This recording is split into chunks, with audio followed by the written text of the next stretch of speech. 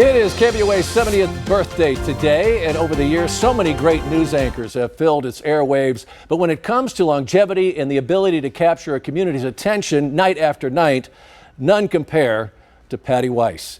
Patty was the first woman in Arizona to anchor a nightly newscast, and for nearly 3 decades, not only was she the trusted voice for thousands of viewers across southern Arizona, she was also a member of the family. Well, you can visit the Solar Oasis at Phoenix Civic Plaza all summer long, but I can't guarantee you'll see Marlon Brando there. One of the things that made me, I think, popular with viewers is that I was speaking to them. I found that if I talked to a person inside that lens, it was better than talking to an audience. And it worked. That approach to delivering news worked for 30 years. Actually, growing up in Tucson helped too. Attending Palo Verde High School and the University of Arizona.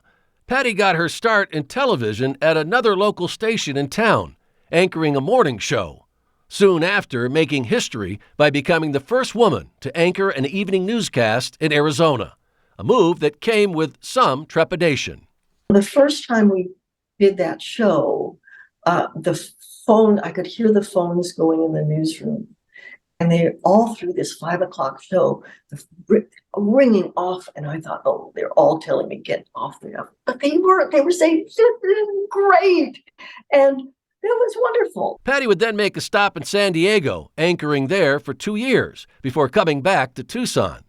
Hired by KVOA shortly after in 1975, she quickly became the most watched anchor in her hometown. KVOA Television Tucson. When I had just arrived at Channel 4, KVOA, we were at number 3. And by the time they put me on the evening, we went to number 1. And for the next 30 years, we stayed number 1 on all of my newscasts. The list of impactful stories Patty covered over the years is endless. And after 3 decades and thousands of newscasts, Patty left KVOA in 2005. She and her husband, Alan Gellenberg, eventually left Tucson, moving to Madison, Wisconsin, and Hershey, Pennsylvania, before finding a new home in the Pacific Northwest. And I have 2 grandchildren here in Seattle, 2 others in Colorado, in Denver. And so I see that. We've got kids, we've got lots of things going on.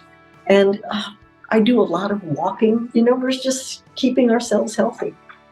Patty says life is good now, but she will never forget those magical years in Tucson. We had a wonderful staff of people. I don't know. I just thought there must have been some magic somewhere. And that only happens when people trust you. And that was so nice.